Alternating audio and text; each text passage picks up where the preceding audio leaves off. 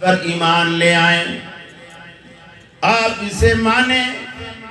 हमारा अलविया ये है, पूरी की पूरी दुनिया में हमारा अलविया ये है, हम कुरान को मानते हैं मगर कुरान की नहीं मानते, अल्लाह को मानते हैं मगर अल्लाह की नहीं मानते, रसूल को मानते हैं मगर रसूल की नहीं मानते।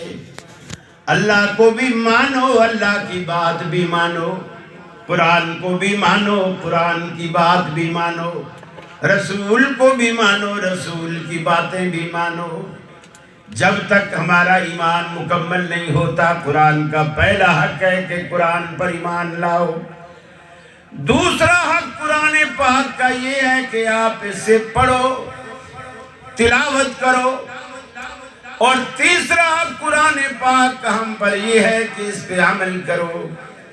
कुरान में अल्लाह ने जो जो अहकामात नाज़िल किए हैं उसको दिलो जान से मानो, अपनी जिंदगी उस कालिब में ढालने की कोशिश करो, अमल करो उसके ऊपर। और चौथा हक ये है कि इसकी अज़मत, इसकी कदर कीमत, इसका एहतराम, इसका तकद्दुस अपने दिलों में बिठाओ।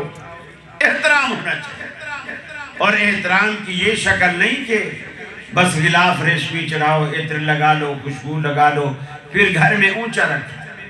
एहतराम ये नहीं है। एहतराम ये है कि इसके अवामिर और नवाही पे अमल किया जाए। और हमारे लिए देखिए सबसे बड़ा उज़ुर हम पता है क्या देते हैं? हमारे लिए सबसे बड़ा उज़ुर ये होता है कि मियाँ हमारी ज़ुबान तो पंजाबी है, पश्तो है, हिंदको है, सराइकी है, सिंधी है, उर्दू है, लेकिन कुरान तो अरबी में है। ये तो हमारी ज़ुबान में ही नहीं, हम इसे कैसे समझें? ये सबसे बड़ा उज़्र होता है कुरान को ना समझने का। जी कुरान तो अरबी में है, अरबी हमारी ज़ुबान नहीं है, हम कैसे समझें? मैं आपसे एक सवाल करता हूँ, छोटी सी मिसाल देकर। आपका एक बेटा हो, पढ़ लिख कर सऊदी अरब चला जाए। सऊदिया में जाने के बाद कुछ अरसे तक आपको फोन भी करता रहा, खत भी लिखता रहा, मैसेज भी करता रहा, रियाल भी भेजता रहा।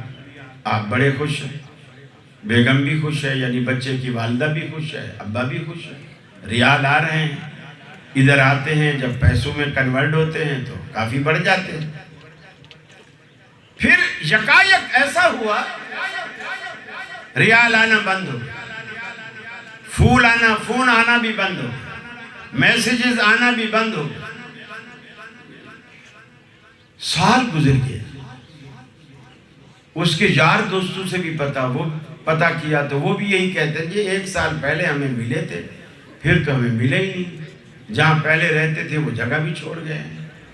आप परेशान, आप मोहल्ले के डाकिये से, पोस्टमैन से कहते हैं, भाई जुनैद मेरे बेटे की चिट्ठी नहीं आ रही यार, मुझे उसकी चिट्ठी का बड़ा इंतजार है।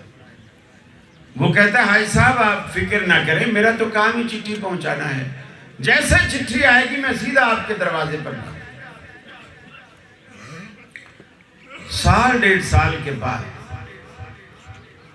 दोपहर का वक्त है, अब घर में कोई बच्चा नहीं, एक बच्चा था वो सऊदीया चला गया। 2 मियाँ बीवी, बीवी ने लंच बनाया, खाना तैयार किया, टेबल पे लगा दिया। अब दोनों कुर्सियों पे बैठ गए, सालन वाइफ ने भी निकाल लिया, आपने भी निकाल लिया। निवाला रोटी का अभी तोड़ा था कि बाहर बेल बजी, और उसी डाकिये की आवाज थी जिससे आपने कहा था कि मेरे बेटे की चिट्ठी का मुझे बड़ा बेचैनी से इंतजार है। उसने कहा हाजी साहब बाहर आओ, जिस चिट्ठी का आपको इंतजार था वो आ गई। ईमानदारी से बताइए आप उसे क्या कहेंगे? यार अभी मैं रोटी खा रहा हूं, थोड़ा वेट करो, मैं रोटी खा लूं फिर आऊंगा। आप ऐसा बोलोगे? नहीं, आप जाएंगे, रोटी आपको अच्छी नहीं लगेगी, आप जाएंगे, दरवाजा खोलेंगे, चिट्ठी पकड़ेंगे और अभी खाना ठंडा हो रहा है, आपको इसकी कोई परवाह नहीं है।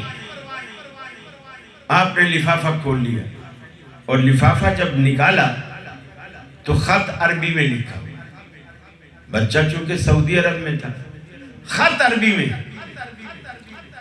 हालांकि बेटे को भी पता था मेरे अब्बा को उर्दू के सिवा कोई जुबान नहीं आती, पढ़नी नहीं आती, और वो खत अरबी में है।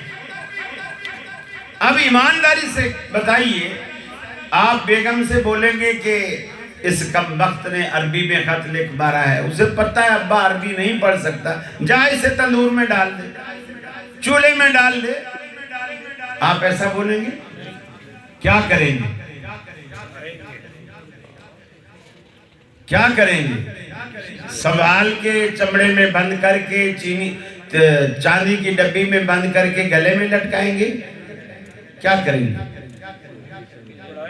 किससे पढ़ाएंगे? जो अरबी जानता हो, और अरबी ज्यादातर मौलवी जानते हैं, ठीक है ना। आप किसी मस्जिद का रुख करेंगे, किसी खतीब साहब को, इमाम साहब को आप पकड़ेंगे। यार 1.5 साल बाद मेरे इकलौते बेटे की चिट्ठी आई है, मौलवी साहब जरा मेहरबानी करके, मेरा खाना भी घर पे पड़ा हुआ है, मैंने रोटी भी नहीं खाई, फिक्र लगी।